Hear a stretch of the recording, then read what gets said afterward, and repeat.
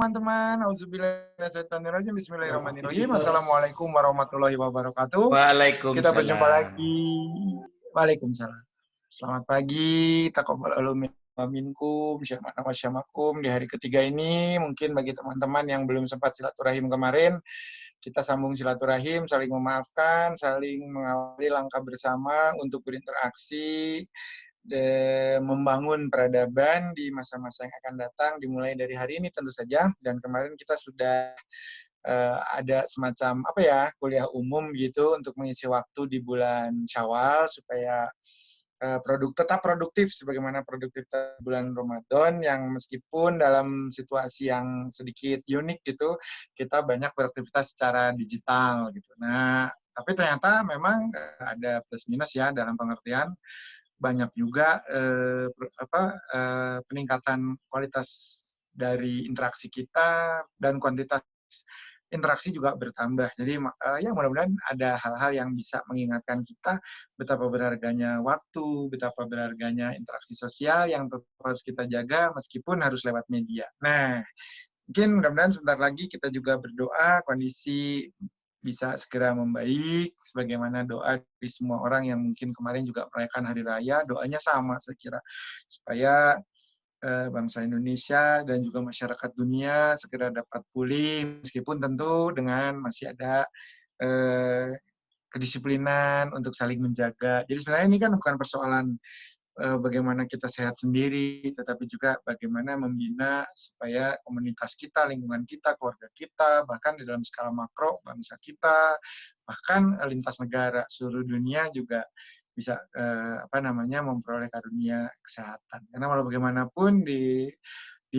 dunia yang menurut Kenichi Ohmae ini bersifat borderless world ya, pada tahun 1998 kalau nggak salah tuh seorang futurolog Jepang yang mengajar di Singapura, saya lupa tuh di NTU atau di NUS ya, tapi dia di Singapura, namanya Kenichi Ohmae, dia udah bilang bahwa someday katanya nanti dunia itu tidak lagi punya batas negara, ya kalaupun ada administratif saja. Orang sudah akan melakukan interaksi tanpa lagi memandang bangsa, memandang suku, ras, ataupun juga agama. Kalau kita lihat sekarang ini bukan ramalan ya, forecast-nya beliau lah ya, prediksi-prediksi beliau yang cerdas, mewujud, meskipun mungkin beliau juga waktu itu tidak menduga mewujudnya itu melalui wabah gitu ya, mungkin lebih ke arah teknologi, tapi teknologi dan wabah ini menjadi satu faktor yang saling bersinergi rupanya gitu. Dengan adanya kondisi pandemi, teknologi jadi akselerasi gitu ya, transformasi. Mungkin ini yang sudah dipikirkan oleh Bu Ina Kurniati dari Jojo Hari ketika mengusung konsep ini. Hello dokter itu. Jadi dulu kan kita juga masih bertanya ya, ngapain sih layanan kesehatan itu berbasis komunikasi, emangnya nggak bisa gitu ketemuan sama dokternya aja. Dan sehari-hari ini sekarang terbukti gitu bahwa beberapa banyak teman-teman profesi yang lebih memilih melayani online karena memang potensi untuk terjadinya penularan relatif bisa lebih dikendalikan. Sekarang pun ada relaksasi aturan, jadi mungkin zamannya Bu Ina kecepatan ya, jadi artinya masih ada kesulitan di dalam soal regulasi. Sekarang bahkan e-prescribing itu sudah diperbolehkan, jadi ada aturan-aturan yang dibuat bersama oleh otoritas, dalam hal ini Kemenkes, saya lupa tuh KMK berapa, terus dengan organisasi profesi yang pada akhirnya menyepakati beberapa jenis obat yang dianggap ya mungkin masih bisa dikontrol dan bisa dievaluasi sesuai dengan gejala klinis dan atau simptom dan hasil anamnesa secara online, boleh diprescribekan secara bisa diantar sampai ke rumah. Nah, kemarin kita juga baru diskusi tepat sebelum pandemi di Ditjen Yankes bersama Dr. Ahmad Faris Jamjam, SPPD, Wakil Sekjen ID, Gregorius Bimantoro juga tuh temannya Mbak Ina, sama Pak Sekjen waktu itu masih mau mencari format. Artinya boleh nggak sih itu? Takutnya nanti tidak sesuai indikasi. Tetapi sekarang kita juga berpikir ke depan itu indikator-indikator untuk pemeriksaan kan juga semakin bisa digantikan oleh IoT kan sudah mengarah ke sana ya. Internet of Things itu based on sensor, hasilnya kemudian diterima, diolah. Bahkan kadang lebih presisi. Kenapa? Karena sensornya manusia kadang bisa terdistorsi. Misalnya kuping gitu ya. Ada yang punya experience itu sudah praktek 30 tahun, sama yang baru pertama kali denger, itu kan pasti beda hasilnya. Ini ronki atau suara jantung misalnya. Ada yang belum pernah mendengar sigal marmer gitu. Tapi kalau yang SPJP sudah sangat banyak pengalamannya, dengar sebentar juga. Tapi kemudian masalah keausian juga, artinya yang sudah senior bukannya kurangan experience ya, mohon maaf. Tapi kan di generasi juga, kadang penglihatan, pendengaran, atau indera kurang. Jadi bukannya nggak jago, tetapi mungkin secara fisik juga sudah menurun. Dan ini kan agak akan sulit ditemui di engine. Bisa selalu diupdate, diperbarui sensornya, kemudian bahkan dipertajam gitu. Nah mungkin ya memang sudah zamannya kita harus memasuki kondisi-kondisi ini dengan diakselerasi. Jadi menurut saya pandemi dan teknologi itu katalis ya, semacam enzim yang membawa kita ke peradaban baru. Bukan normal baru sih sebenarnya. Karena normal-normal saja sih, manusia kan selalu berubah, seperti saya sampaikan. There's no problem with transformation gitu ya kan. Saya kan itu pasti terjadi yang namanya change, yang namanya opportunity untuk kita memilih jalan yang lebih baik itu selalu tersedia gitu. Cuman memang kalau kita bicara tentang posibilitas dan probabilitas ya tetap aja kan kemarin kita udah sepakat bahwa itu ada yang ngatur. Baik, kita lanjutkan. Kemarin sudah sampai di slide nomor 3 ya kalau nggak salah, atau slide nomor 2 gitu, saya lupa. Mana ya? Betul. The meaning of religion. Jadi ini saya terima kasih. Mudah-mudahan Ibu Anin bisa mengikuti. Tadi saya lihat dia aktif kok dia online. Karena ini sebagian besar sebetulnya ini jadi lucu. Ini saya waktu itu. Jadi saya sedikit memberikan background historiografi dari materi ini. Mudah-mudahan nanti dari YouTube yang udah didokumentasikan, saya juga minta bantuan teman-teman, siapa tahu bisa dituliskan ya. Karena ini dulu awalnya juga dari lisan, jadi Bu Anin itu berdiskusi lewat WA gitu. Kang, ini materi Akang bagaimana? Katanya karena kita kan harus membuat sebuah modul, mata kuliahnya ini baru, dan itu perlu SAP gitu ya, perlu panduan-panduan untuk secara akademis bisa dideliver dan kemudian outcome-nya bisa diterima oleh mahasiswa dan pada akhirnya kan harus bisa dievaluasi, bukan cuma sekedar masalah pengertian gitu ya, tetapi juga harus bisa dievaluasi. Ya ditahan di sini dulu ya, nggak apa-apa, yang pas di yang 2 ini depan. Sekaligus mereview kembali begitu yang kemarin udah dibicarakan. Jadi kemarin itu pertanyaannya adalah ketika berdiskusi dengan Bu Anin itu, ini suatu yang baru. Kita kalau zaman dulu tuh kita masih mengenal adanya GBPP ya, garis-garis besar pokok pengajaran, yang intinya gini loh, guru atau dosen itu kan kalau mau mengajarkan sesuatu mesti ada panduannya, berapa lama waktu yang diperlukan, topik apa yang harus disampaikan, tolok ukurnya bahwa itu berhasil dimengerti atau tidak apa, kan ada tujuan instruksional umum, tujuan instruksional khusus gitu kan. Dan kemudian hubungan pohon keilmuannya. Jadi nanti itu nyambungnya ke kalau misalnya kita mau mencetak seorang sarjana agama misalnya di fakultas misalnya perbandingan agama itu atau asal usul atau sejarah agama usuluddin gitu.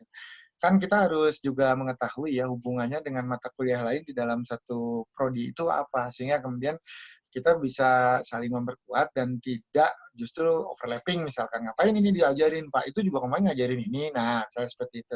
Dan intinya kan itu menjadi sebuah akar, menjadi batang, menjadi ranting, dan menjadi dedaunan yang kemudian pohon itu bisa berfungsi, bisa berfotosintesa, bisa menghasilkan glukosa, bisa menghasilkan O2, kan intinya itu kalau sebuah pohon. Nah ilmu juga harus demikian, buahnya bisa dicicipi, dirasakan, dan bisa direproduksi. Karena kalau bijinya ditanam, nanti akan tumbuh pohon di tempat lain. Nah itu alasannya. Nah maka diawali dengan berbicara tentang pendekatan neurofisiologi, di mana ternyata kan manusia itu secara fisiologi menghasilkan banyak hal unik gitu. Dan kita berbicara pada saat itu tentang kesadaran, tentang yang namanya kecerdasan, istilahnya multidimensi, multi aspek. Jadi bukan lagi sekedar multiple intelligence yang digagas Howard Gardner. Kita justru berbicara di mana nih letaknya apa namanya aspek spiritual, karena kan nggak mungkin ya kita mendidik anak dan kemudian dia hanya menjadi cerdas secara material. Kita juga ingin gitu, apalagi institusi di mana tempat kita bernaung dan mengajar itu kan mengusung spirituality values gitu. Jadi sebenarnya beyond religion. Kalau religion kan tadi kotaknya adalah agama. Kalau kita lihat spiritualitas, setiap orang yang religius pasti ingin mencari spirituality values gitu.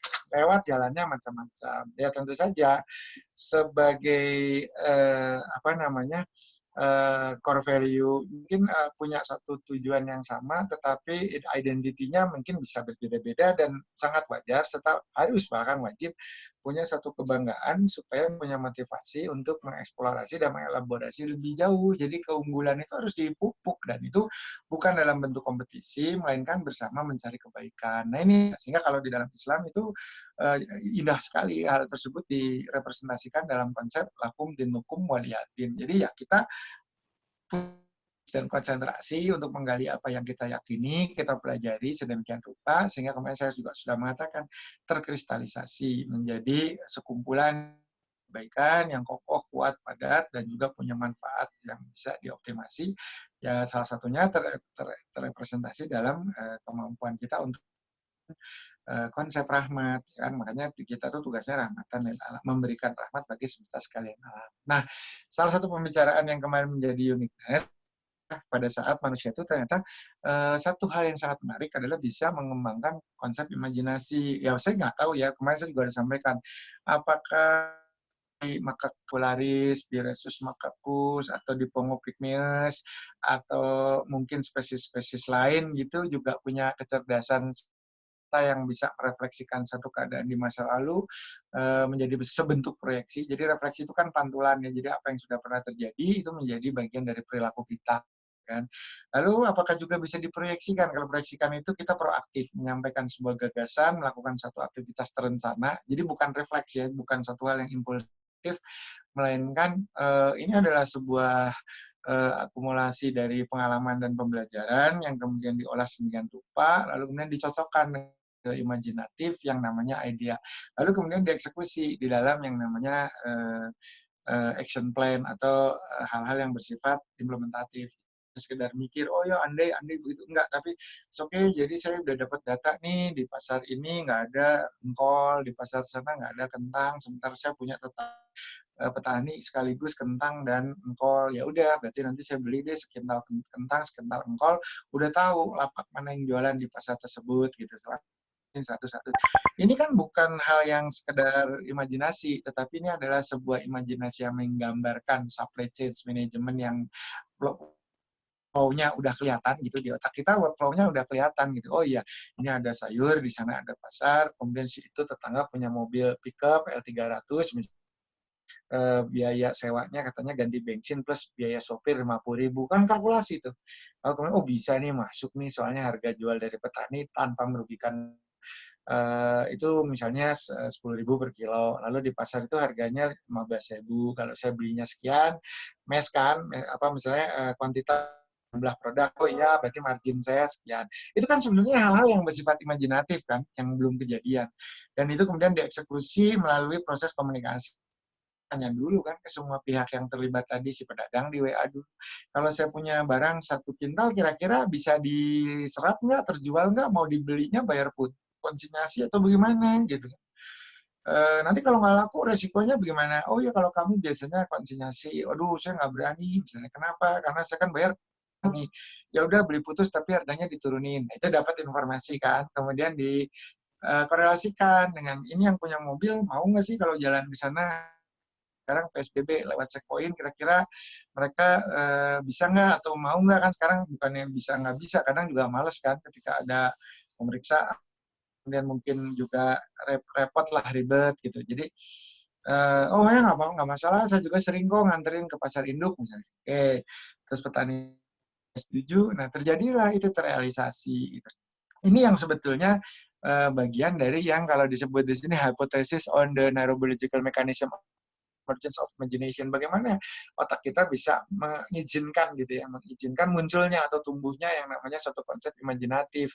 Ya sebenarnya bukan sekedar mengizinkan ya, jadi ini judulnya polite sekali gitu, sangat sastrawi, jadi sangat ini penelitinya pujangga gitu. Ya menurut saya imajinasi itu adalah satu konsekuensi pada bisa mengakumulasikan pemikiran dan melakukan proses analisa. Ya pasti akan muncul skenario-skenario di dalam benak kita. Ya kita seperti gini, kita mendengar suara saja di luar. Coba sekarang kan sudah peralihan musim ya, dan cicadas itu adalah serangga yang memang selalu muncul gitu pada saat adanya endoskopis udara, kelembaban udara, suhu udara, dan sebagainya.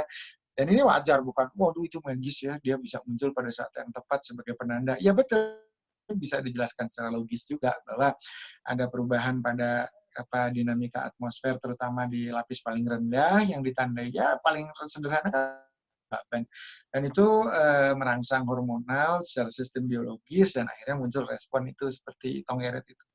Begitu dengar suara Tonggeret kan kita membangun sebuah film kan, sebuah skenario gitu. Bukan sekedar film, bahkan bukan sekedar skenario, bahkan sudah jadi film yang bahkan 3 dimensi gitu, dan ini adalah film dengan algoritma di mana tidak hanya satu skenario yang dipakai, bisa ada ABCD. Kita bisa membayangkan bahwa itu si Tonggeretnya di pohon duren misalnya. Terus kemudian sebentar lagi akan mulai musim panas, dan kemudian ya begitulah banyak hal seperti itu. Dan kemudian mungkin koordinasikan dengan suasana musim panas di desa karena sudah rindu sama orang tua misalnya.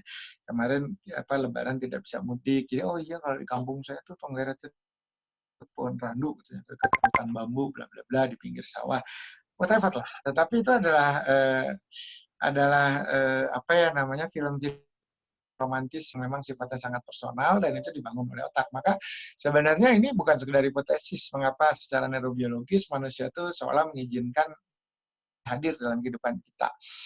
Maka kalau yang di judul kedua itu lebih keren ya, artinya kita berbicara tentang expectation of injury, di mana sesungguhnya kita sudah bisa melakukan satu proses perakiraan atau praduga bahwa akan ada pencitraan yang muncul di dalam otak karena sudah menghimpun gitu berbagai metadata. Kenapa saya katakan metadata? Karena baik dari segi kuantitas dan struktur jumlahnya banyak gitu lah. Kemudian kalau kita sebuah skenario kan nggak semua juga dipakai kali ya. Ketika ada orang mendengar suara cicadas tadi Tonggeret, exposure atau pengalaman terpajan oleh suara Tonggeret itu kan satu kali di dalam hidup, mungkin berkali-kali, dan itu semua masuk di dalam memori. Tinggal mana yang nanti punya korelasi dengan sesuatu yang sangat berkesan itu yang muncul. Kalau sekarang dan itu kasuistik situasional kondisional. Jadi artinya kalau kita nggak bisa mudik lalu rindu pada kampung halaman, rindu sama saudara kayak nenek atau orang tua, sebenarnya ingatan terhadap Tonggeret di kampung itu sudah 5 tahun yang lalu dan sebenarnya sudah masuk di dalam folder yang agak jarang dibuka.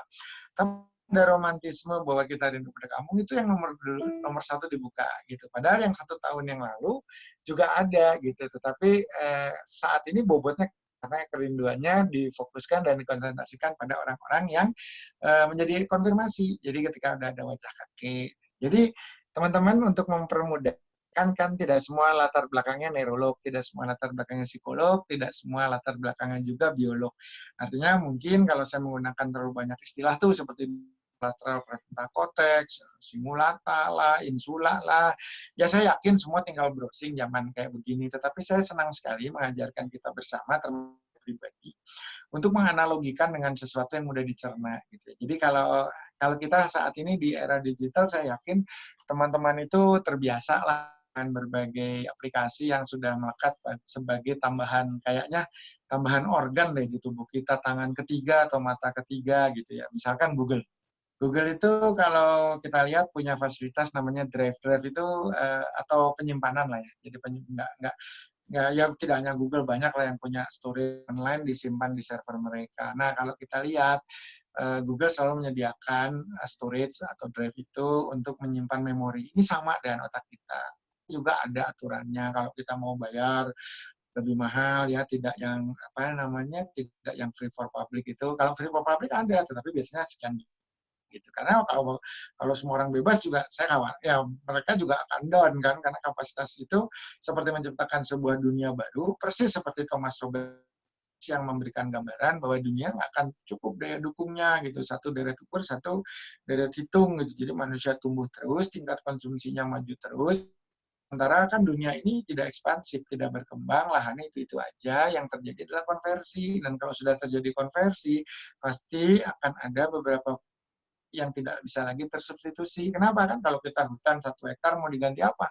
Gitu. Oh, sekarang Pak ada teknologi bisa menghasilkan apa namanya oksigen dari karbon dioksida. Ya berapa banyak kapasitasnya gitu. Emangnya fungsi hutan cuma menghasilkan O2 lewat fotosintesa? Kan tidak. Di situ kan ada juga siklus hidrologi. Di situ ada rantai makanan, ekosistem, habitat, dan bioma dari berbagai diversitas atau berbagai makhluk hidup yang ada di sana. Yang nggak bisa disubstitusi dalam pengertian, maka yang terjadi adalah konversi menimbulkan ketidakseimbangan yang akan diikuti dengan keseimbangan baru. Nah ini barangkali yang sekarang jadi digadang-gadang sebagai konsep new normal. Padahal sesungguhnya kan itu normal-normal saja, karena dari sifat eksploitatif manipulatif orang, ya harus ada kompensasi. Nah, salah satu kompensasinya barangkali fungsi-fungsi hutan yang tergerus, dan ekosistem yang terganggu, ya penyakit jadi semakin banyak. Kenapa? Karena ada ketidakseimbangan yang keotik, sehingga setiap ketidakseimbangan yang bersifat transformasi tentu akan cari equilibrium. Seperti juga reaksi termodinamika di dalam yang kita kenal ada entalpi dan entropi. Kan tidak pernah berada dalam titik nol gitu. Kalau udah panas itu sudah berada di satu titik yang stabil, maka dunia ini sudah tidak lagi punya satu daya untuk berproses, alias kita sudah nggak ada gitu. Perlu ketidakseimbangan untuk menghasilkan keseimbangan. Yang kita cari keseimbangan dan itu tidak pernah tercapai. Rumus matematikanya gimana? Coba dituliskan gitu ya. Jadi tidak pernah sama dengan, tidak pernah lebih besar sama dengan, tidak pernah sama dengan juga gitu. Jadi artinya hanya bisa mendekati. Itu anotasinya pakai apa ya? Saya di kalkulus. Jadi mendekati saja, terus saja prosesnya tuh hanya berusaha mendekati. Nggak tahu, mungkin nanti Pak Insan Firdaus yang lagi di Belanda, karena sekarang lagi banyak berpikir matematika tuh dia kan harus ngoding. Nah, ngoding itu sebenarnya bukan matematika loh, itu logika matematika. Ini saya perlu tekankan. Kenapa? Karena itu adalah di teks editor. Kalau ngoding itu di teks editor, bagaimana memasukkan perintah ke dalam bahasa mesin. Logikanya yang matematika. Jadi seorang programmer itu punya tadi imagery secara modeling yang bisa merepresentasikan berbagai proses logis. Jadi matematika itu proses logis ya, jangan ditakuti dengan bahwa matematika itu sekedar angka, rumus, sekedar turunan, sekedar kemudian logaritma, bukan, atau eksponensial, bukan. Itu semua adalah logika yang kemudian dinotasikan dalam bentuk angka supaya bisa dioperasikan. Banyak bahasa punya keragaman makna yang tidak setara. Gimana kita mau mengoperasikan dua orang yang bercerita dalam dua bahasa yang berbeda? Kan nggak akan ada pengertian, ya nggak akan ada yang namanya kesepakatan atau hasil akhir yang bersifat akumulatif berdasarkan fungsi operasi yang disepakati. Kalau kurang-kurang, kalau tambah kurang ya letaknya di mana gitu kan, jadi dalam kurung, di luar kurung. Itu semua adalah logika. Jadi kalau kita belajar matematika seperti itu, indah rasanya. Yang terjadi di Indonesia, hampir semua pelajar sampai di tingkat menengah bahkan perguruan tinggi menganggap matematika adalah trauma, adalah luka, adalah duka yang membuat hidup itu, maka dipisah, ranking kita rendah. Kenapa? Kita menjadikan matematika itu adalah sebuah ilmu yang sebetulnya mengedepankan recalling, menghafalkan rumus, dan mengedepankan hasil. Kok ininya hilang?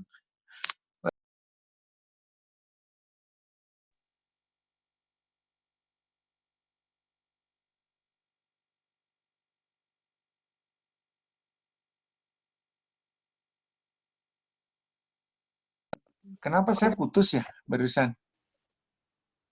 Hah? Saya terputus, Sen? Oh, ke-mute. Oh, berarti banyak yang nggak kedengeran dong. Berapa berapa lama ya? Berapa lama, Hamzah, ke-mute-nya? Coba saya cek.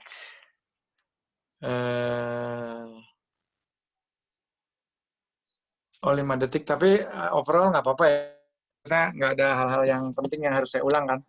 Gitu. Bahwa tadi saya cuma bercerita tentang matematika ya. Bahwa matematika itu jangan sampai menjadi yang kemudian menghadirkan lara, sengsara, duka, dan derita karena hanya bercerita soal menghafalkan rumus dan angka. Bukan, ini adalah sebuah rasionalisasi terhadap yang punya sistematika gitu. Dan ini yang disebut dengan sebenarnya modeling dari logika. Jadi kalau angka itu sebenarnya hanya bahasa, samalah ketika kita tadi ngoding editor dan kemudian teks editor itu ketika sudah menuliskan sebuah bahasa akan dicoba gitu di dalam satu konsep yang disebut dengan running. Itu kalau yang mendapat videonya Pak yang dari UGM bagus tuh.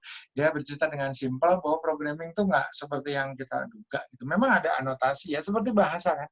Ada gramatika gitu, vocabulary, ada kemudian tanda baca. Ya mau nggak mau lah, itu kan sebagai satu hal supaya kita tadi bisa punya simbol yang setara. Ini kan persoalan semiotika. Kalau misalnya dengan pengertian yang terbuka gitu ya siapa yang tahu, saya bilang au gitu ya, saya bisa mengartikan itu artinya mungkin kaki kejepit atau saya lagi senang, saya jatuh cinta pada istri gitu ya, ketemu oh ini jodohku gitu misalnya kan, tapi orang lain bisa menginterpretasikan. Tetapi ketika itu ada kodifikasi, ketika itu ada kodifikasi, maka di setiap buku, kalau zaman buku ya, sekarang udah nggak zaman buku ya, sekarang udah eranya PDF dan e-book lainnya, itu kan di bagian belakang tuh suka apa sih namanya ya glosarium. Glosarium itu beberapa istilah supaya kita sepakat bahwa apa yang ditulis di buku itu dengan beberapa istilah yang masuk glosarium itu bisa sama mengerti. Dan di situ dikasih ininya terjemahnya. Maksudnya kalau kita berbicara tadi, saya sering menggunakan kata kelindan. Kelindan itu apa sih Pak? Gitu sejenis makanan. Oh ternyata langsung arut gitu saling berhubungan. Nah itu ada glosariumnya. Nah maka next slide. Tadi kan adalah ini ya. Nanti Hamzah juga disuruh ini jadi co-host. Nanti di-share juga besok-besok yang sharing PPT-nya, PDF-nya bisa. Nah, religinya kita udah bahas, dan sebenarnya saya tidak ingin terlalu membahas ini, karena ini juga sebenarnya sangat umum lah ya, artinya kita udah mengerti dan sebenarnya tidak perlu lagi diteorikan gitu, bahwa sebagai sebuah organisasi dari, ya sebenarnya kan organisasi ya, bukan organisasi massa gitu, organisasi dari tentu punya tata norma atau aturan yang tentu harus ditaati oleh para penganutnya, sehingga kita mengatakan dalam konteks Islam ini adalah satu perilaku atau budaya kafah komah menjalankan apa yang sudah jelas-jelas menjadi amanah bagi kita karena kita sudah melakukan satu pilihan. Ya udah jalanin kan gitu. Kalau kita masih kan dalam konteks untuk mencari kebenaran, oke. Tetapi kalau kita sekedar untuk memperdebatkan dan akhirnya mendekonstruksi tata nilai, ini yang kemudian harus kita yang ngapain Anda apa istilahnya membaiat diri, meyakini, percaya, berjanji, bersumpah, tapi di sisi lain juga melakukan sikap-sikap yang atau menolak apa yang secara deklaratif sudah Anda nyatakan sebagai bagian yang tidak terpisahkan dari keimanan Anda. Next. Ya, asik ya ngomongnya ngebut. Tapi nanti ada di YouTube-nya. Nah, ini kemarin udah yang kemarin ini ada sinyal, yang kemarin juga udah kita bahas. Next sama ya, teman-teman, sekedar gambaran saja. Saya ingin sedikit memberikan masukan. Ini bukan persoalan, ini apanya ya, ini hipokampus ya, ini anterior singulatnya ya, superior temporal lobus temporal sisi superior, sisi atasnya gitu. Terus kemudian ada gyrus presentralisnya gitu. Nah, saya cuma ingin memberi dulu, jangan bergerak dulu ya, biar di sini terlebih dahulu. Proses pencitraan ataupun pengambilan data, sandapan bahasa Indonesianya di dalam otak itu sangat membantu sekali yang namanya perkembangan anatomi dan fisiologi otak. Kenapa? Dulu itu bagaimana kita bisa secara detail, sementara dokumentasi berupa citra ataupun hasil-hasil penyandapan gelombang otak yang berupa biolistrik gitu ya, alfa beta itu kan nggak ada ya. Dulu orang harus hanya ahli-ahli tertentu gitu yang punya otoritas untuk membuka kepala manusia mayat gitu ya, tentu saja. Seperti ketika kita berbicara sistem kardiovaskuler, tentang jantung, tentang bilik, tentang serambi, tentang apa namanya katup yang kemudian bekerja untuk sistem sirkulasi darah. Itu kan William Harvey mendapatkan banyak bukan kemudahan ya mungkin ya saya sih tidak percaya bahwa itu konsep keberuntungan, itu adalah hal yang keliru sama dengan kita bilang koinsidensi gitu. Jadi sebenarnya semua orang beruntung kok gitu ya. Jadi ketemu A itu beruntung, tidak ketemu juga beruntung karena belum tentu ketemu A itu dalam kondisi saat ini baik bagi kita. Kenapa sih kita tuh tidak pernah menjadi orang yang always gitu. Cobalah rubah mindset-nya gitu, bahwa senantiasa beruntung. Oh itu enak tuh dia pergi ke sana ketemu orang dikasih duit 1 juta ya. Kita yang nggak dapet merasa beruntung. Kenapa? Ya siapa tahu 1 juta itu mudarat buat saya. Soalnya nih ternyata saya juga pas di HP lagi dapat tawaran untuk jadi togel gitu kan. Ya kalau yang punya duit pasang nih jadi dosa. Misalnya gitu. Ya karena nggak dapet, yang dapetnya orang lain. Ya udah deh ngupload aja. Akhirnya apa? Selamat kagak dosa. Ya kita juga bukan mengatakan yang dapet Enggak juga, karena dia akan beri santunan kepada anak yatim dan kita ikut senang dan mendoakan dapat pahala. Kenapa sih nggak begitu mindset-nya gitu? Berpikirnya. Kan kita kalau orang terus kita doain, kita juga dapat pahala karena kita seolah dalam dalam bentuk supporting yang orangnya nggak ngerasa tapi kita doain. Dan seolah-olah dengan rezeki lo itu lo jadi amal jariah karena itu adalah anak yang lagi belajar, lagi sekolah, sebetulnya nanti ilmunya manfaat dunia akhirat, lu juga pasti dapat lah, gitu kan. Apalagi kalau ternyata bisa dirasakan manfaatnya oleh umat dan eskalasi yang cukup besar. Kenapa sih mindset-nya nggak seperti itu? Sehingga bangsa kita tuh nggak selalu nyinyir gitu ya, ngeliat orang tuh kemudian lihat dari aspek konstruktif gitu ya. Nah, nggak apa-apa. Kalau mengkritisi boleh. Masa kita nggak boleh nyalain orang? Boleh. Tetapi kan tujuannya diniatkan bahwa iya dia emang sebenarnya salah sih, tapi seandainya time misalnya saya juga punya kondisi serupa seperti itu, mudah-mudahan saya tidak mengulangi hal yang sama atau keliru. Itu namanya pembelajaran. Itu disebutnya beribro. Ini apa nih? Ada layar hitam. Film itu. Jadi, nah saya ingin mau nampilin apa nih? Oh, ya boleh, saya teruskan dulu ya. Jadi pencitraan seperti ini sekarang dengan kemajuan pertamanya ini simpel ya, dari radiolog Ronson, jadi William Ronson itu cahaya tembus ternyata tidak tembus penuhnya. Maju nah ini aja. Cahaya ternyata itu tidak tembus sepenuhnya dan jejaknya ketika melewati berbagai benda dengan berbagai intensitas yang berbeda karena densitas benda tersebut juga berbeda-beda bisa itu hasilnya itu hambatannya itu justru yang dibaca gitu. Jadi artinya kalau kita lihat di foto paru, oh ini ada radio opak, oh ini ada radio ludens, oh ini kenapa sih? Itu sebetulnya oh ini jaringannya tidak padat sehingga bisa tembus gitu. Oh ini jaringannya agak keras nih, mungkin ada semacam ikat ya pengkapuran gitu sehingga keras gitu. Nah, sehingga nanti kelihatan juga jadi ada perbedaan. Nah sekarang berkembang juga tidak hanya sekedar menggunakan ronsen gitu ya. Kalau CT masih seperti X-ray, masih pakai ronsen. Tetapi sekarang ada yang menggunakan magnetik. Jadi nah medan magnet itu juga kan bisa memetakan muatan yang tersebar di dalam setiap sel, bahkan sampai ukuran sel, karena kan sel juga punya aktivitas biolistrik, berarti punya aktivitas medan magnet, yang kemudian nanti secara akumulatif bisa oleh software, oleh piranti lunak. Oh iya, bentukan-bentukan seperti ini. Bahkan kalau kemudian sampai ke functional MRI, bisa dilihat aktivitasnya, jadi di mana ada misalkan menghasilkan energi, memproses gula, dan sebagainya, itu nanti kelihatan. Dan kelihatannya dari mana? Kelihatannya dari peningkatan aliran darah, dan sebagainya.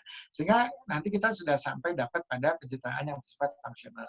Nah, yang indirect misalnya, kita bisa mengambil dari aktivitas gelombang yang seperti EEG. Sekarang sampai sudah ke kuantitatif EEG, bisa diukur kedalamannya, frekuensinya, spektralnya, interferensi dengan berbagai gelombang lainnya, sehingga meskipun tampaknya cuma ditempel-tempel di kulit kepala, tapi kok seperti bisa menggambarkan banyak proses di dalam otak, kok canggih-canggih banget. Sebenarnya yang canggih bukan tempelannya doang, gitu ya. Tetapi yang pertama paling canggih otaknya, dan kemudian otak yang mikirin untuk membuat alatnya. Dan yang paling hebat di antara kedua otak tersebut adalah yang menciptakan otak itu. Nah, itu kan, itu namanya cara tauhidan. Otak yang bikin EEG keren, otak yang mengembangkannya menjadi kuantitatif EEG sangat keren. Orang yang kemudian otaknya diperiksa juga keren gitu ya, karena aktivitasnya. Kebayang kan kalau tempelin probe-nya, ditempelin alatnya, tapi ternyata aktivitasnya nggak terekam. Ini mikir apa nih? Padahal otak itu nggak pernah nggak mikir.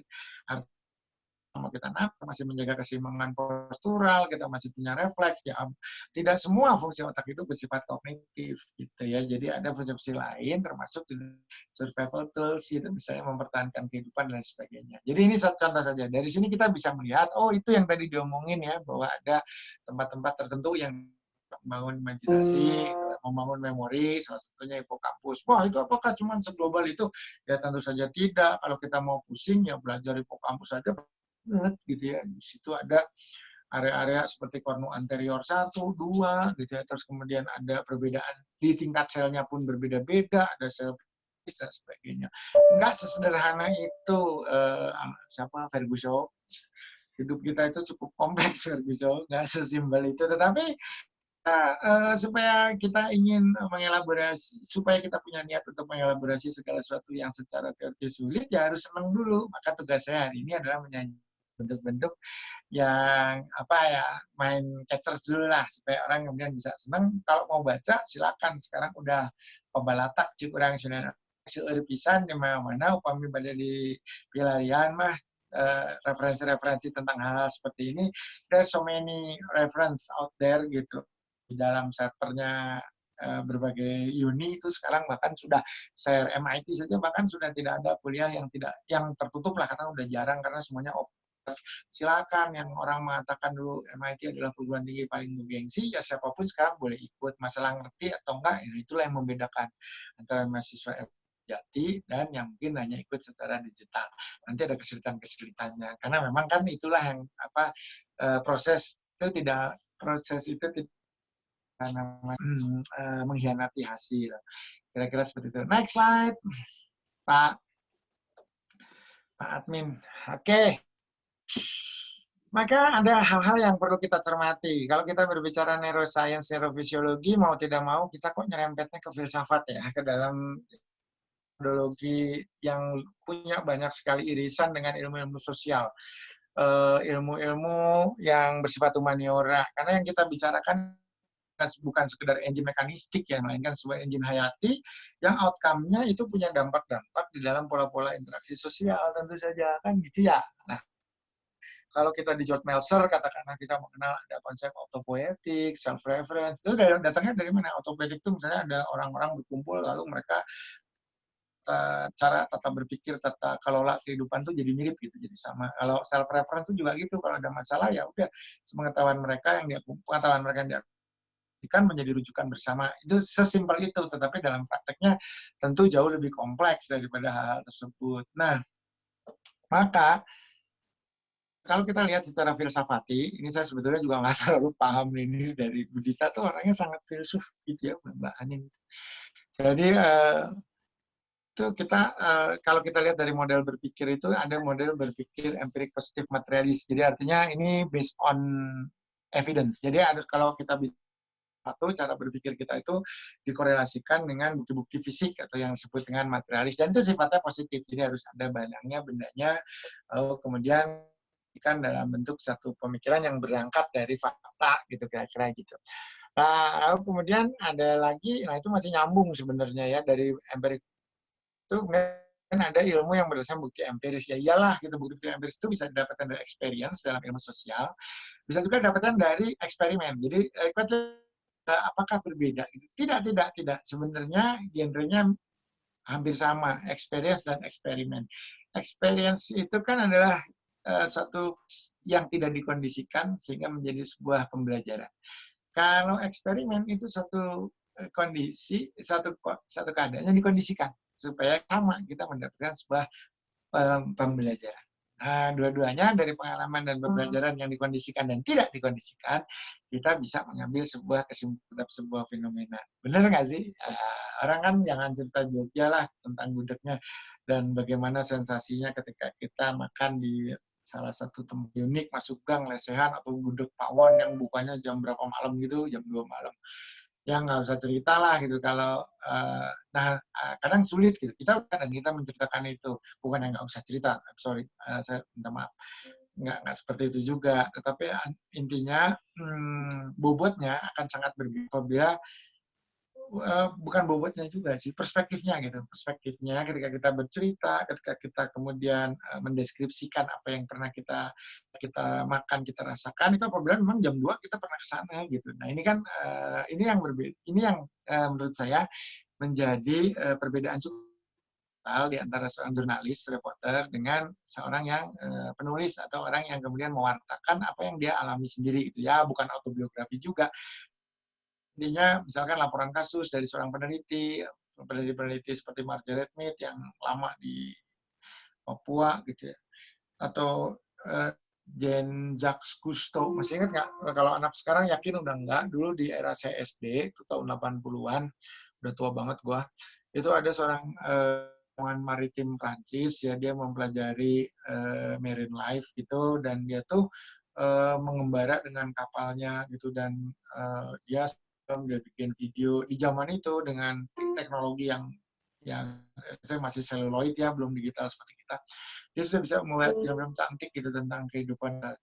Nah, Kusto ini kenapa ngomongnya meskipun simpel gitu, tetapi mengena ya karena emang dia based on experience dan dia juga memperlihatkan gitu, share experience pada kita.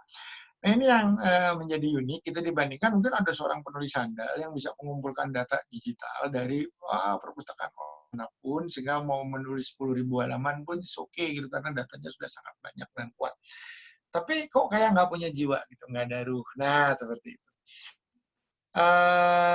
Sementara ini ada persoalan values, nilai ya, konsep postulat ini akan lama ini kalau kita membahasnya, tetapi ada pernyataan-pernyataan menarik yang ya alama bil kolam gitu ya, kita belajar dari sebuah proses itu adalah proses pendidikan. Iqra bismi rabbikal ladzi khalaqal insana min 'alaq. Iqra wa rabbukal akram allazi alama bil kolam alamal insana malam ya'lam gitu ya.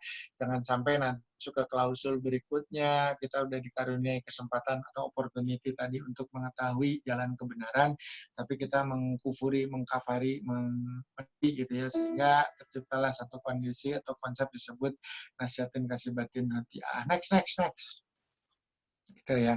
Ini kata-kata saya diinikan oleh Bu Ani. Nah ini nanti saya akan nggak terlalu panjang ya karena ini terlalu teknis. Teman-teman yang non neurolog, non neurobiolog, non kedokteran akan rumit gitu dalam memikirkan ini sehingga nanti awalnya jadi merasa tidak bahagia nih karena melihat ini. Jadi begini, saya hanya ingin memberikan gambaran bahwa prosesor yang kita pergunakan untuk melakukan suatu proses analisis terhadap apa yang kita lihat, kita terima makro di luar sana dan dunia mikro di dalam tubuh kita itu juga by design, artinya sangat sistematis, terukur dan terencana serta punya tahapan-tahapan proporsionalitas. Itu yang harus kita jadikan ciri gitu ya, kita jadikan sebuah panduan ketika kita membangun ketauhidan berdasarkan konsep atau orang bilang mengatakan wah ini adalah pengajian dengan pendekatan saintifik. Enggak lah, ini pengajian biasa karena memang namanya Islam itu sangat bersifat saintifik gitu ya. Nah, kan pertemuannya kita udah tahu ya dari adanya sel nutfah bapak dan ibu sehingga menghasilkan pembelahan yang terukur dan terkendali, zigot, morula, blastula, gastrula, terjadi proses nidasi atau implantasi di endometrium di mana rahim itu punya 3 lapisan dan masing-masing itu punya fungsi yang tidak terbantahkan, menunjukkan satu keteraturan dan keindahan sebuah perencanaan.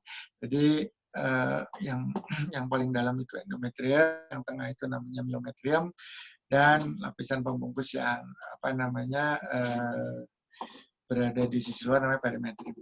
Nah, 3 unsur itu kalau kita katakan bahwa adanya satu proses perencanaan, ya jelas. Kenapa? Karena melekat pula fungsi-fungsi yang punya perbedaan. Misalkan endometrium itu kenapa sifatnya misalkan lebih ke arah cocok untuk perlekatan dari sel yang habis melakukan proses pembelahan di tingkat awal gitu tadi zigot. Ya karena sel-sel yang berada di dalamnya itu sudah dilengkapi misalkan dengan adhesive molekul dengan yang nanti namanya menjadi bagian residuum maternalis yang kemudian akan membentuk cikal bakal tuh dari tali pusat kalau kita bilangnya dan ari-ari itu ya. Nah itu. Nah maka setelah terbentuk di dalam tahapan itu pun gitu placenta sudah ada gitu dari sisi pihak ibu dan dari sisi pihak bayi juga sama-sama saling berkontribusi gitu. Lalu ada sebuah kantong yang menyelubungi hasilnya yang disebutnya kantong amnion karena di dalamnya ada cairan amnion. Ya tentu kita semua sama-sama mafhum bahwa pembentukan kantong tersebut pasti punya maksud. Maksudnya adalah menciptakan suatu wadah atau suatu media eksklusif di mana bayi itu punya janin itu punya privilege karena paruhnya belum siap secara surfaktan belum memadai itu maka belum bisa mengembang dan waktu itu dia dimasukkan cairan amnion dia tidak perlu bernapas cukup tugas utamanya adalah melakukan satu proses optimasi pertumbuhan dan sampai mencapai kapasitas yang bisa secara kapasitas yang dianggap sudah optimal untuk kemudian menjalani fase berikutnya dalam kehidupan, itu untuk bernapas. Ya. Maka kadang ada bayi yang prematur, misalnya ditangarai oleh dokter anak yang spesialis respirologinya, oh ini belum siap, artinya karena dia agak lambat, maka surfaktan di permukaan, di saluran nafasnya belum siap. Misalnya seperti itu. Nah, itu menunjukkan bahwa setiap tahapan itu ada perkembangan. Sama lah seperti ketika kita membangun sebuah rumah misalnya. Mau tidak mau kan kita mulai dari fondasi, naik lagi, kemudian mulai tembok bata gitu. Dan itu ada tahapannya, nggak mungkin kan dari fondasi terus kita langsung pasang genteng. Mau rumahnya ketinggian berapa meter tuh, berarti dari fondasi langsung atap. Makanya ini staging gitu. Staging ini menunjukkan bahwa ada sebuah perencanaan yang terukur. Nah ini kalau bagi yang mungkin masih ragu apa benar sih gitu ya, manusia itu adalah representasi dari sebuah proses perencanaan yang ada yang menciptakan dan merencanakan. Bukannya itu juga satu proses biologis, wajar saja lah ketika seperti juga pembuahan ataupun penyembuhan di sabuk sari di tumbuhan gitu. Nah ini yang piknik nih, kurang piknik intelektualitas. Semua yang dijadikan contoh juga sebenarnya adalah contoh dari keteraturan dan perencanaan. Jadi kan ya juga seperti itu ya kan nggak mungkin ya ujuk-ujuk ada arteri atau vena umbilikalis. Dasarnya dari mana gitu. Dan kalau itu sebuah coincidence kok pinter banget ya. Padahal yang namanya arteri atau vena sebagaimana juga pembuluh darah lain itu kompleks loh, sama lo punya yang namanya 3 lapis misalkan. Ada lapisan paling dalam dari pembuluh darah itu gitu kan, terus kemudian nanti ada lapisan tengah kan. Jadi kalau di lapisan pembuluh darah itu namanya pakai tunika, yang paling dalam namanya tunika india, kemudian media, dan kemudian ada tunika yang paling luar tuh apa ekstensi. Nah konsekuensi ini menunjukkan, kalau menurut saya sih ya, satu konsep yang memang didesain sedemikian rupa sehingga ada persoalan lini masa yang bisa menjadi bukti gitu. Artinya yang namanya tumbuh, keterukuran tumbuh itu kan akhirnya coba lihat begitu sudah lahir juga kan misalnya nih ya upaya manusia itu untuk melihat bahwa pertumbuhan ini dalam kurva yang baik, misalnya ada apa sih namanya itu yang di KIA itu, yang di buku KIA itu kan ada di posyandu ya. Jadi oh Anda masuknya dalam cakupan hijau. Itu merupakan suatu indikator kan untuk mengukur bahwa ada perubahan-perubahan yang bisa menjadi penanda itu bahwa proses yang sedang berjalan ini dalam domain ini domain normalitas yang kita tetapkan sendiri gitu. Kan kita suka menetapkan sendiri itu yang disebut normal itu ya menurut kita aja gitu, apa yang menurut kita aman, menurut kita kemudian bisa merepresentasikan menjadi wadah bagi penunaian kebutuhan kita, hasrat kita, syahwat kita, ya dianggapnya apa namanya? Dianggapnya sudah cocok gitu dengan yang namanya normalitas. Jadi ini yang memang perlu dilihat. Nah, ini kan bukan hal main-main ya. Ketika tadi ada lapisan endometrium, di dalamnya ada myometrium. Emang myometrium dan endometrium itu nggak bisa maksudnya kenapa sih nggak dibuat satu aja misalnya? Kalau kita berpikir apa simpel kan, ngapain sih kayak pembuluh darah gitu diberi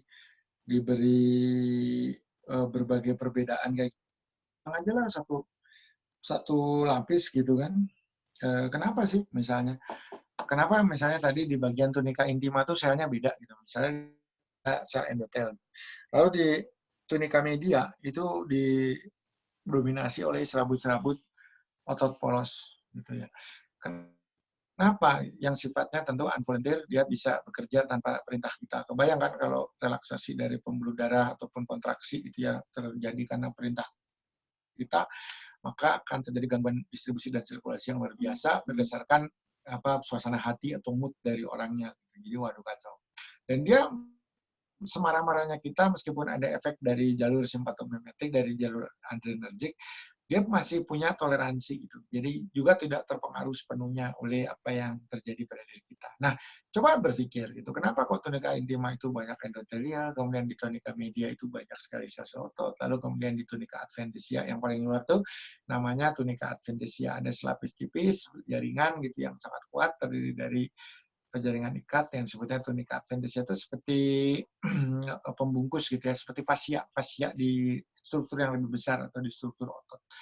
Nah, jadi semuanya kalau kita berpikir mulai dari arteri umbilikalis yang tadi pembentukan plasenta, kemudian ada kantong amnion, ada amnion, terus kemudian sampai lapisan-lapisan pembuluh darah, tunika intima, tunika media, tunika adventitia. Itu semuanya adalah bukti nyata adanya sebuah proses keteraturan yang direncanakan, yang disebut juga sebetulnya bahwa tidak ada setiap hal yang kemudian diciptakan ke dunia itu kemudian punya makna sia-sia. Pasti semuanya punya makna. Nah, maka otomatis ketika kita berbicara tentang sistem saraf, baik itu pusat, tepi, ataupun juga otonom yang didominasi oleh otak misalkan sebagai alat kerjanya, eh, pasti ada prosesnya bagaimana secara embriologis. Kenapa ini penting untuk dipelajari? Karena nanti pada usia dewasa, pembagian embriologis inilah yang masih bisa mengorganisasi atau ada fungsi spesifik yang melekat pada pembagian secara embriologis gitu. Jadi kalau sudah dewasa kan kelompoknya nanti sudah berubah, sudah menjadi hemisferium cerebri dengan dua belahan otak itu. Hemisferium itu belahan otak kiri dan kanan yang ada korteksnya. Padahal itu nanti meskipun sama-sama korteks, tetapi secara sejarah dia bisa berasal dari dua segmen atau dua domain yang berbeda, Jawa Barat, Jawa Tengah. Ya sama di Jawanya sih, pada akhirnya membentuk Pulau Jawa. Tapi masih ada dan ini wajar sekali gitu ya, kebanggaan bukan yang bersifat primordial tapi sebenarnya kebanggaan terhadap asal usul gitu.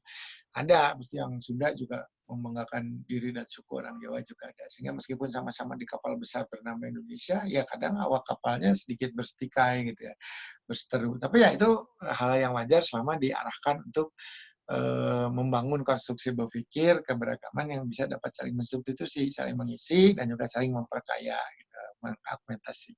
Nah, maka kalau dilihat di sini gitu kan bahwa diferensiasi zigot itu menjadi 3 lapis primer itu disepakati, belum persoalan saraf ya. Ini masih umum aja ketika zigot merula blastula gastrula itu kemudian tiba di endometrium ada 3 lapis primer yang kemudian akan menjadi kue lapisnya gitu. Kue lapis pertama itu sering disebut dengan daerah ektoderm, mesoderm, dan endoderm, sama dengan tunika intima, media, adventitia, atau juga tadi ya lapisan-lapisan yang ada di uterus atau di rahim yang tadi kita mengenal ada endometrium, mesometrium, dan sebagainya. Nah, apa maknanya gitu kan, kadang-kadang kita juga bertanya kan, apa sih misalnya ya tadi seperti pertanyaan yang retorik yang saya sampaikan di depan tadi. Apa sih gitu maknanya, kenapa harus berbeda, dan ya ini karena ternyata memang memiliki karakter dan sifat yang berkonotasi lagi, berkorelasi dengan fungsi, dia kepencet, berkorelasi dengan fungsi gitu. Jadi nggak bisa dibalik, misalnya rahim diputer gitu ya, dibalik kan kayak kantong tuh rahim tuh kalau lagi dalam keadaan normal sebesar normal dan wanita sudah akil balik tuh sebesar telur bebek, telur asin dari Brebes. Kalau sedang ovulasi sampai sebesar buah alpukat gitu ya, menebal keterimnya karena harus bersiap untuk menerima yang namanya sel-sel nutfah, sel sperma yang sudah dibuahi gitu. Nanti dalamnya tadi yang sudah sampai dalam bentuk morula dan sebagainya. Nggak bisa, meskipun kalau misalnya kita melihat itu bisa diputar gitu dengan kalian bedah tuh bisa. Perimetrium jadi di dalam, myometrium tetap karena dia posisinya di tengah, lalu myometrium di luar. Ya nggak nyambung. Karena apa?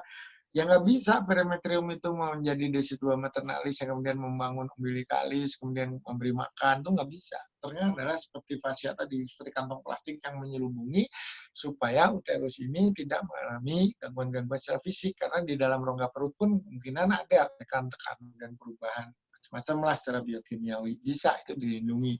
Artinya apa? Sekali lagi ini Faman Ni'mal Miskola Zaratin Hoiroyaroh. Jadi kecil pun sama kebaikan-kebaikan yang terukur, sementara kekurangan kita manusia pun kalau kita sudah berpikir sampai hal-hal kecil yang tidak esensial, ya hati-hati. Jangan sampai nanti kita menjadi yang pertama salah, yang kedua akhirnya menginisiasi kita menjadi orang-orang yang mudah depresi. Ya karena tadi melihatnya pada hal-hal yang bersifat, ini pada pengen nongol di Zoom. Ya, maka kemudian embrio kita itu mulai membentuk, mulai melingkar gitu. Jadi mulai kue lapisnya itu menjadi bolu. Pelipatan embrio dari datar menjadi membulat, jadi membentuk semacam cup atau pipa. Nah, dari sini mulai ada yang disebut dengan alis. Salah. Saya kirain saya bisa majuin sendiri. Majuin. Next slide, Pak Admin. Udah jam 11. Ya, maka kemudian terjadi proses diferensiasi dari lapisan primer yang ada di tadi embrio. Nah, masing-masing. Tapi ini nanti saya skip aja deh ya, terlalu teknis. Tapi intinya begini, kalau kita melihat adanya diferensiasi dari ektoderm, mesoderm, endoderm, lihat bahwa mereka itu tidak berjalan dengan apa ya istilahnya autopilot. Sorry ya, autopilot saja tuh didesain oleh orang loh. Memasukkan sistem computing, memasukkan yang namanya flight plan, kan gitu ya. Bukan kemudian kita terbang asal ngomong doang Surabaya gitu, nyampe. Gitu. Yang akan datang dengan artificial intelligence, oke. Nah ini saya kembali, meskipun tadi juga saya belum bisa memberikan file yang cocok, karena saya belum download sebetulnya yang file. Ada sih sebetulnya di bioarchive tuh, filenya Anthony Jose yang sangat spektakuler. Jadi dia pemikiran ini sudah kira-kira 3 tahun dia sampaikan di forum-forum neurobiology ini kalau Mas Alwin masih mengikuti. Dia udah sampaikan tuh. Makanya tadi salah satu paper yang saya share ke Mas Alwin tuh bukan paper baru, melainkan paper agak. Dan di situ dia memperlihatkan bahwa even secara genetical heredity, artinya ketika pewarisan yang namanya sifat-sifat genetika juga tidak ini bisa ikut ya, saya tap dulu saya sehingga bisa ikut melakukan satu proses untuk saya juga jadi punya mouse, bisa jalan sendiri. Tapi mouse di tempat saya karena di HP kecil. Ini apa sih? Oh ini, oh iya. Oh keren ya, ternyata Zoom banyak fiturnya juga. Saya baru tahu nih, katro juga gue. Tapi enakan fitur voice, ini ya, enakan voice comment. Hen, majuin! Kan enak voice comment. Majuin, serius, majuin. Nah, ini yang bisa dilihat ya. Jadi pembentukan ini juga menjadi unik gitu kan. Jadi tidak ada ilmunya semua gitu. Sel-sel neuron itu diawali terbentuknya itu dari sel-sel yang semula adalah sel gabungan dari sel spermatozoa dan ibu atau ovum. Nah, kan kemudian terjadi proses yang disebut diferensiasi ini maturasi, dan yang terhebat sebetulnya adalah ketika terdiferensiasi itu bisa bersama membentuk sebangun organ misalnya. Gimana tuh membangun ginjal? Taunya kalau itu udah jadi ginjal gimana? Saya sih ya gitu. Mikir nggak sih kita gitu? Oke itu ya bisa, itu DNA semua atur gitu. Iya oke, DNA yang mau atur nih ya. Ada resepnya untuk bikin ginjal. Ya terus kemudian kan seperti tapak apa ya? Seperti tapak kuda. Ya bukan? Apa sih kayak gitu? Kayak kacang. Kacang bentuknya seperti itu, dan ada lapis-lapisannya sama seperti uterus itu tadi, gedenya sebesar telur maksimal segede buah alpukat ya, bentuknya seperti alpukat. Oh ada yang jadi endometrium, ada yang jadi myometrium, ada yang jadi perimetrium. Sama pembuluh darah itu bentuknya sih kayak selap, tapi kenapa ada 3 bagian yang berbeda-beda. Lalu paling simpel deh kalau membentuk organ, jantung, ginjal itu kan kelihatan bentuknya, liver, hati itu ya, kepar kelihatan. Itu gimana caranya berhenti kalau udah terbentuk hati? Kan itu sel membelah, diferensiasi, maturasi, pematangan diri. Kan sel ini yang kecil ya, dia punya tetangga, dia tahu dia punya tetangga kiri kanan belakang depan tahu. Tapi apakah dia tahu gitu ketika harus membentuk sebuah ginjal yang bentuknya kayak kacang? Dari mana coba tahu? Tidak cukup DNA kan? Ini penjelasan untuk Mas Alwin bahwa Anthony Jose dari awal udah mengatakan gitu bahwa ada sebuah sistem yang kemudian menjadi di mana DNA itu sebenarnya hanya buku resep. Di dalam buku resep mak kita juga banyak sekali yang namanya semur, yang namanya bestik Belanda, yang namanya rendang. Tetapi bukan berarti bahwa buku resep mak kita itulah yang kemudian mengatur masakan hari ini yang ada di rumah kan. Itu kan hanya sebuah alat yang ketika mak kita, siapa yang ngatur? Ya di dalam konteks ini mak kita. Mak kita hari ini punyanya duit buat beli tempe, dan kemudian cabai hijau hanya orek tempe. Tamat, meskipun di dalam itu ada bistik Belanda. Nggak jadi. Nah, gitu loh cara berpikirnya. Bahwa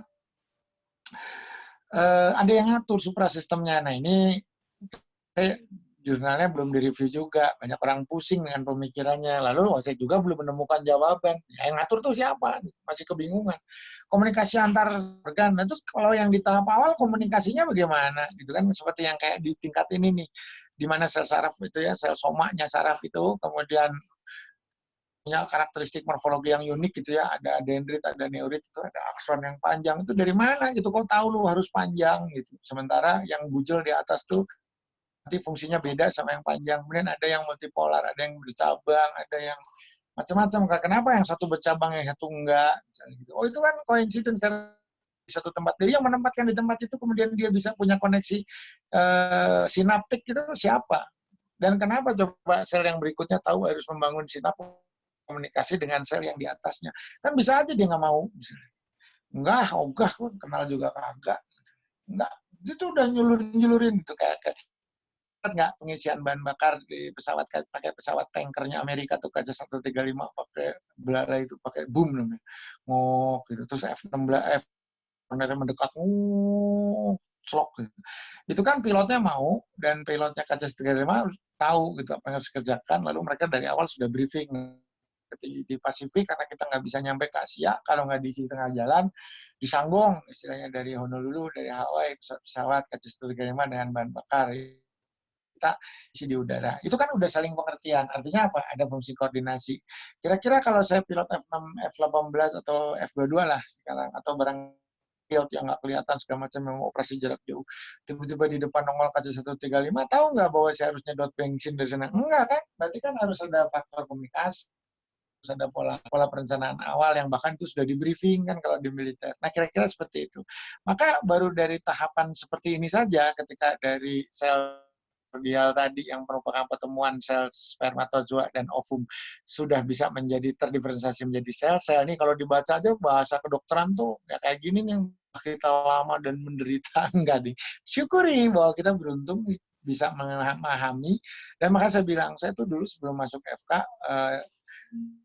mencari Allah itu seperti kebingungan gitu, mencari jawaban. Tapi begitu mulai lihat tubuh manusia, sistematika di dalamnya, aspek mikrobiologinya, aspek ya Allah ternyata ini jawaban selama ini gitu ya bahwa di sinilah sebenarnya saya melihat berbagai keajaiban yang begitu teratur dan tertata dan membuat saya bahwa ini adalah cinta yang sesungguhnya karena cinta ini pasti punya begitu banyak makna di dalamnya. Kenapa? Ada tanda-tanda yang jelas sekali secara nyata mengatakan kehadirannya gitu loh. Jadi kelihatan banget gitu proyeksi kehadiran zat yang menciptakan kita. Nah, lalu ada pengelompokan badan sel saraf. Makanya kita sekarang sih lebih simplifikasi ya. Bahwa pengelompokan pertama itu membentuk batang otak, gitu, sehingga sering disebut tromboencephalon. Kelompok kedua, nah itu kan kalau dari segi perkembangan embrionalnya nanti juga macam ada mesencephalon, diencephalon, metencephalon, mielencephalon dan sebagainya. Tapi itu intinya adalah staging tahapan. Ini udah dibentuknya kurang lebih seperti ini. Dia akan berada di posisi ini berhubungannya dengan ini dan ini. Gitu loh cara berpikirnya, bukan sekedar berpikir, aduh saya nggak hafal tuh tadi metencephalon, isinya encephalon apa biasa. Karena di dalamnya pun kalau mau di breakdown masih ada masing-masingnya kayak sistem limbik. Jangan lu kalau di anatomi embrional jangan bilang sistem limbik. Sebenarnya dari mana asalnya anak pelaku? Jelaskan dari apa sebenarnya di dalam limbik itu ada apa saja. Itu secara embriologi berasal dari diversifikasi dan spesifikasi dari apa. Next. Jadi tadi sudah neural curve, sel neuron sudah terbentuk, neural curve sudah mulai ada, pembagian anatomis batang otak dan seterusnya sampai ke teks sudah mulai kelihatan gitu kan tuh. Maka saraf melipat ke arah dorsal, tabung neuralis semakin terintegrasi sehingga terbentuk yang namanya krista, terus kemudian sulcus. Nah, itu sulcus itu seperti got karena sudah melipat, di antara lipatan-lipatan itu pasti ada jeglongan. Gitu kan kayak sawah tuh ada apa itu namanya pematang, itu namanya gyrus. Kalau yang kemudian agak jeglongnya namanya sulcus. Next. Next, Pak. Pembagian dan perlipatan tadi pada akhirnya secara sederhana dipotong saja oleh Bu Anin itu ya.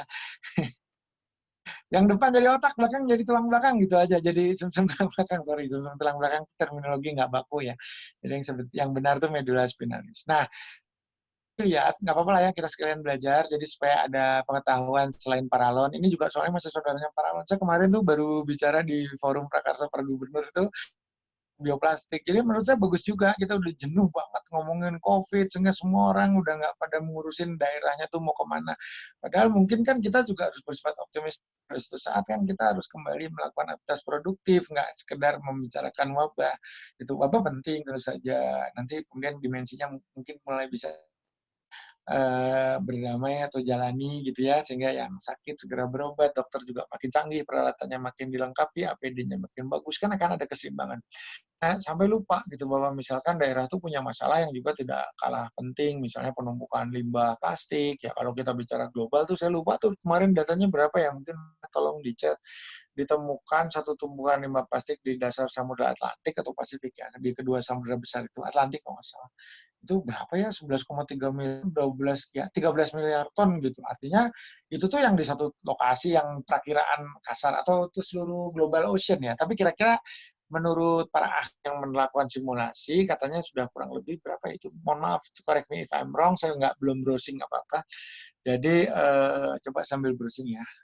Yang browsing, saya kan ngomong susah dong kalau disuruh browsing. Jadi, nah kalau dilihat di sana, kalau sudah sampai jumlah yang sedemikian luar biasa banyaknya seperti itu, ya tentu kita harus mulai mewaspadai gitu, hal-hal yang prokreasi kita yang tadinya ditujukan untuk mempermudah kehidupan kita, ternyata sudah menjadi faktor yang dapat menimbulkan ekses gitu. Nah, saya ingin mudah-mudahan tidak terlalu. Nah, ini saya dapat data nih, saya sambil browsing juga gitu. Di Indonesia aja, di Indonesia nih, ini datanya kok malah di Indonesia, tapi yang meriksa World Bank, saya nggak tahu nih. Pesisir per tahunnya itu saja sudah sekitar 3,22 juta ton. Ini per tahun ya? Oh, bukan. Oh iya, benar-benar 3,22 juta ton per tahun di seluruh kawasan samudera di Indonesia. Yang kata Dr. Andri dan Dr. Poppy kemarin, luas samudera kita itu 3.209.018 kilometer persegi gitu. Correct me if I'm wrong again. Tapi di atas 3 juta kilo lah kurang lebih itu ya luasnya gitu. Di situ berarti kan hampir setiap 1 kilo ada 1 ton ya per kilometer. Sekarang tadi kan limbahnya 3,2 juta ton per tahun gitu. Per kilometer square gitu, per kilometer persegi ada 1 ton limbah gitu kan. Apalagi kalau misalnya nanti terakumulasi di satu titik. Ya kalau tadi seluruh dunia masuk akal juga ya. Jadi sudah selama bertahun-tahun semenjak Alexander Parks menemukan Parkesin, namanya dulu nama dia loh. Parkesin 70 yang intinya adalah polimer dengan fenol dan asam bikarbonat yang kemudian dikembangkan oleh Leo Beckenhand sehingga nama nama orang lah, namanya dia gitu. Nah itu kemudian polimer itu berkembang karena adanya limbah bara yang dimanfaatkan, dan kemudian diketahui hidrokarbon itu, olefin aromatik hidrokarbon itu dari prosesing minyak bumi bisa jadi berbagai sintesis plastik, etilen, polistiren, polivinil fluorid, yaitu paralon. Nah dari paralon kita masuk ke sini ya. Nah ini saudara-saudaranya paralon. Nah udah bisa dibaca tuh proses atau tuh terima kasih admin 3.166.163 km persegi dengan limbah plastik per tahunnya 3,22 juta. Berarti kan benar ya, per 1 km perseginya itu ada 1 ton plastik. Sedih banget. Dan kalau misalnya degradasinya memerlukan waktu sampai 100-300 tahun, bahkan 500 tahun, kebayang dong laju akumulasinya kan berarti eksponensial dibandingkan kemampuan melakukan degradasi itu. Nah, makanya kita ke paralon. Nah, prosencephalon yang di depan itu akhirnya akan berkembang menjadi otak besar dan diencephalon, disebut dengan cerebrum. Cerebrum dan diencephalon. Nah, otak besar sendiri terdiri dari 2 belahan kan, yang kanan kiri itu hemisferium cerebri sinistra kanan gitu ya. Kemudian di dalamnya lapis-lapisannya ada korteks yang paling luar yang terdiri dari substansia grisea berbuan karena terdiri dari badan sel. Lalu di dalamnya nanti ada ganglia basalis yang terkait dan terikat dengan fungsi-fungsi respon motorik dan juga perencanaannya. Lalu kemudian ada kapsula interna. Nah, diencephalonnya sendiri, dan otak besar tadi kan ada 2 ya. Prosencephalon itu menjadi otak besar dan diencephalon. Diencephalon itu jadi kita yang menerima data dari berbagai sumber lingkungan, yaitu talamus. Gitu. Semua presentasinya boleh, boleh. Masa nggak boleh sih, era keterbukaan. Kita sekarang ada kurikulumnya Om, jadi memang kemarin hari ini tuh nyambung terus sampai tamat, nanti dapat e-sertifikat ditandatangani oleh di RPC Innovation Center, Bapak Fikri Muhammad Ustadz Muhammad Fikri Atfi, Magister Ilmu Lingkungan CAND Arya Skandinavia. Nah maka kalau di apa namanya? Ini ada musyawarah sih. Nah di encefalon itu nanti ada talamus tempat BTS gitu, kemudian hipotalamus yang ini merupakan the mother of glands, di mana ini yang menjadi poros nanti hipotalamus, hipofise, dan kemudian tiroid dan adrenal serta endokrin reproduksi, termasuk juga endokrin seperti PAS dan sebagainya. Nah ini nanti the mother of gland atau induk endokrinnya itu nanti ada di bagian otak yang disebutkan diencephalon. Di situ yang namanya talamus, hipotalamus, sebuah kelenjar hormon yang terletak di bawah struktur talamus. Talamus sampai metatalamus. Next, next Pak Admin next. Gue mau nge-next sendiri ya. Oh ya nggak bisa. Nah ini agak kan, tapi nggak apa-apa ya. Hari ini kita rumitin, besok saya jelasin. Ya.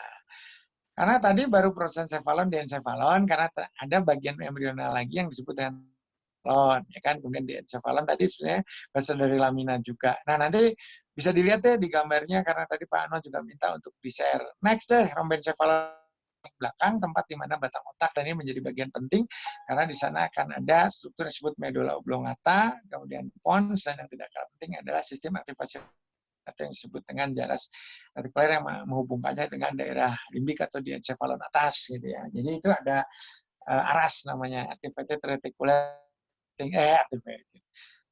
Apa sih A-nya? Saya lupa. Reticular activating system A-nya apa ya? Saya lupa. Next. Ini embriologi nih. Udahlah, lewatin aja. Dibaca sendiri aja. Kalau saya terangin juga bikin pusing nantinya. Next. Selesai gambar-gambar ini. Terus ini. Terus ini soalnya untuk mahasiswa. Mahasiswa kan harus betah sampai pembentukan kristal neuralisnya pun dibahas. Nah, stop. Siap. Karena tadi otaknya sudah siap untuk dimasak. Kita sepakat dulu sampai jam berapa ya? Kemungkinan kan masih ada. Nah, sampai 11.30 untuk kuliah hari ini. Berarti masih ada 12 menit lagi. Mohon maaf, mungkin untuk interaksi belum kita berikan. Mungkin besok deh ada sedikit tanya jawab. Karena saya mengejar dulu durasi untuk menyelesaikan materi sampai ke bridging yang besok bisa disampaikan. Nah, pertanyaan paling fundamental, apa namanya, apa sih otak itu gitu. Jadi kalau kita berikan jawaban simpel tadi Om Mano sudah menjawab, otak itu sesuatu yang bisa masuk di dalam sop Betawi, sop kaki Betawi. Namanya sop kaki kok ada otaknya sih? Terus saya tanya gitu ke tukang yang jualan, malah melotot ke saya. Terus lu kata tuh kaki bisa jalan gimana kalau kagak pakai otak gitu katanya. Makanya ternyata sop kaki harus pakai otak. Dan kita jadi kangen ya, biasanya Mas Opik kalau udah kayak gini ngajakin makan sop kaki di depan Borma, dan dia selalu bilang bahwa itu adalah temannya dari Bumi Ayu gitu.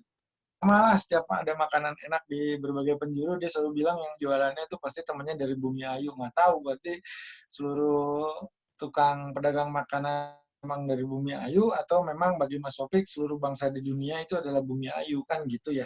Itu premisnya kan gitu ya. Itu cara berpikir simpel aja lah. Bukan Bermadago, Setiap Budi. Depannya Bermadago rumahnya Om Sony dong. Ya, jadi otak itu ya tadi sebuah organ yang terdiri dari sekumpulan neuron yang kemudian dari segi embrio terbentuk dengan spesifikasi tadi sel-sel khusus yang bisa melakukan proses pengolahan data berasal dari impuls yang bentuk impuls biolistrik seperti itu. Pembagiannya juga tadi sudah sedikit dibahas.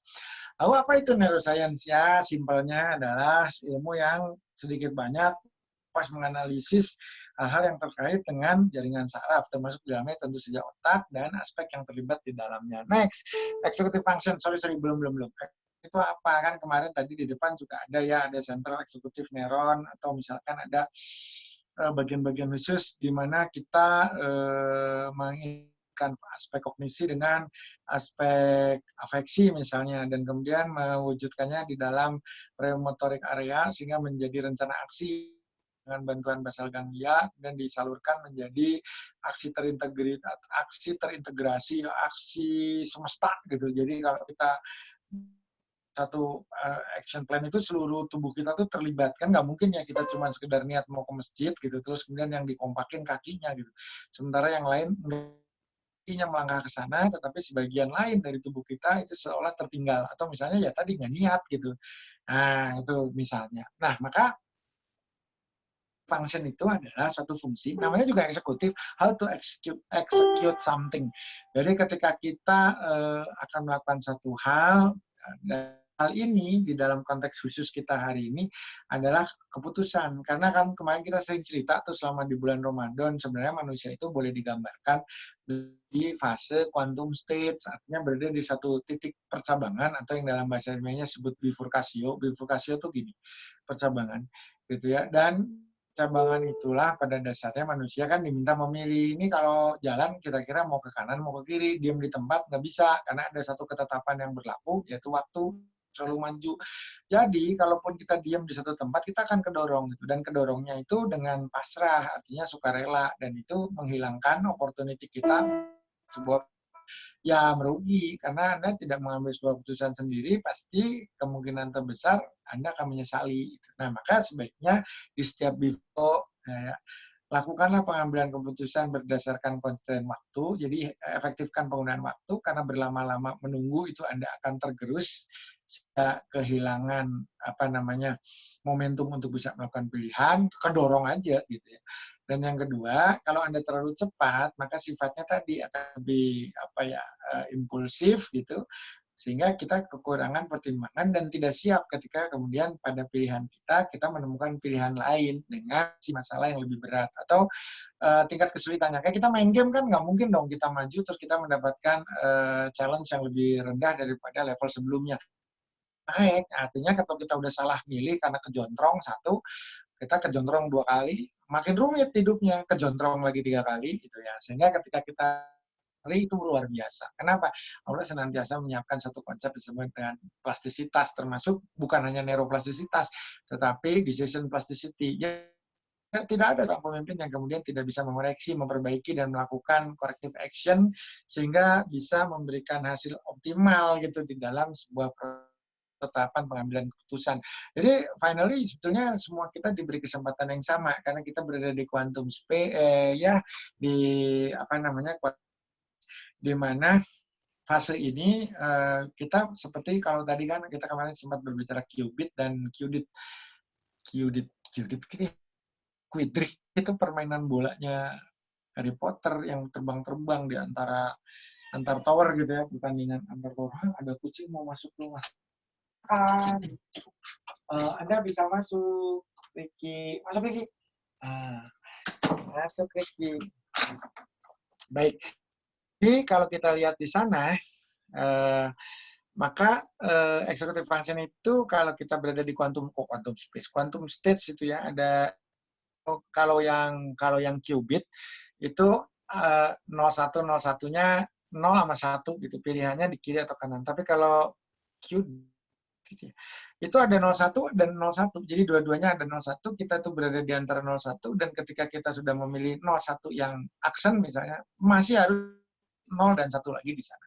Jadi ada empat kemungkinan yang bisa terjadi. Artinya multiple opportunity, multiple change gitu, multiple opportunity. Jadi benar-benar ada kemungkinan, ada 4 kemungkinan untuk kita melakukan sebuah pilihan. Artinya pilihan itu nggak sesederhana yang kita duga gitu sebenarnya. Dan sebenarnya dalam kehidupan nyata kita berada di quantum state dengan pilihan gitu ya. Apa yang mau dikerjakan dalam satu ruang waktu itu akan melahirkan gejala eksponensial di mana akan terlahir banyak pilihan yang harus kita tentukan.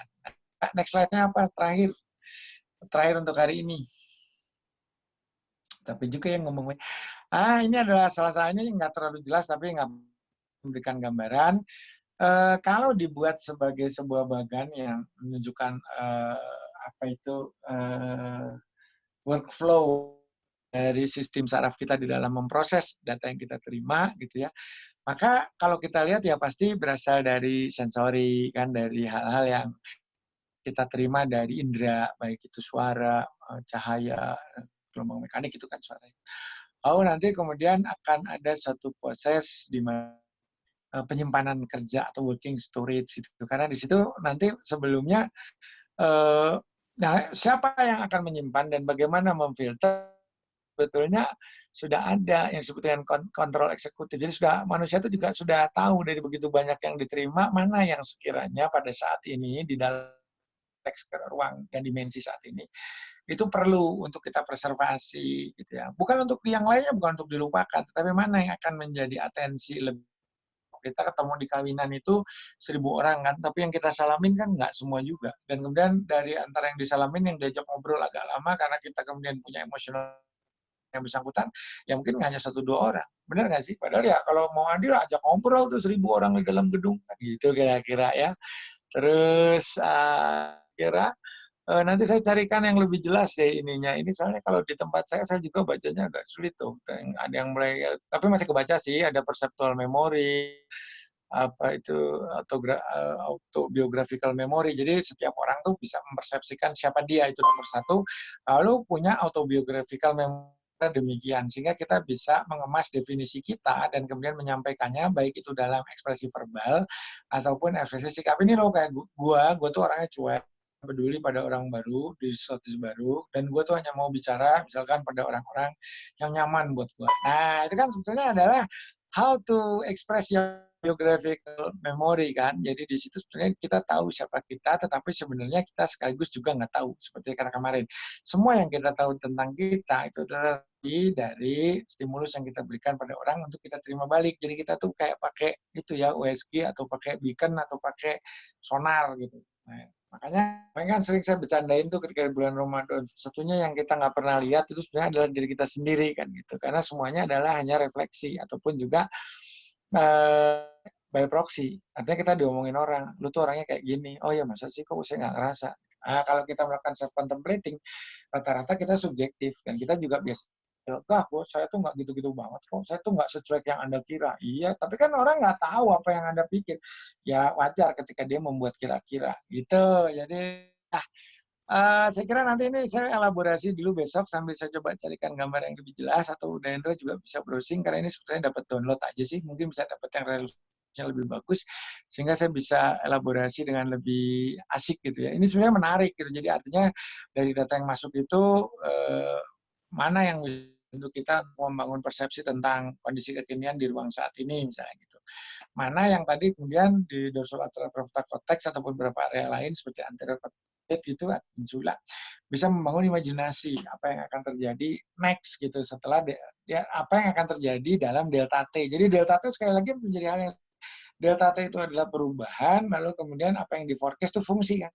Fungsinya tuh pakai F panjang itu. Jadi delta T sama dengan F ke bawah itu ada X mungkin kuadrat karena kemudian di situ ada eksponen pilihan. Ini udah jadi rumus ya. Delta T sama dengan F fungsi itu ya. X bagi Y kuadrat ditambah ada faktor probabilitas konjugasi. Konjugasi dari mana? Ya ada algoritma orang yang akan misalnya bersinggungan atau beririsan dengan kita. Itu berarti Y-nya ada faktor yang mempengaruhi X kita dengan laju dengan laju atau magnituda yang rata-rata gitu. Jadi kita tidak bisa tentukan probabilitasnya bisa terjadi bisa tidak. Kira-kira rumusnya. Coba ya yang modeling matematiknya tolong dituliskan. Jangan admin kasihan, adminnya kan sarjana agama. Omano lah. Atau soalnya itu nanti menjadi menarik karena kita bisa operasikan bagaimana probabilitas kita bertemu dengan algoritma orang lain yang bisa punya dampak konstruktif pada kita, destruktif atau saling meniadakan. Jadi seperti interferensi. Interferensi dalam ilmu gelombang kan gitu, ketika dia saling memperkuat, bagus, tapi juga bisa saling mendistorsi, saling menghilangkan. Nah itu.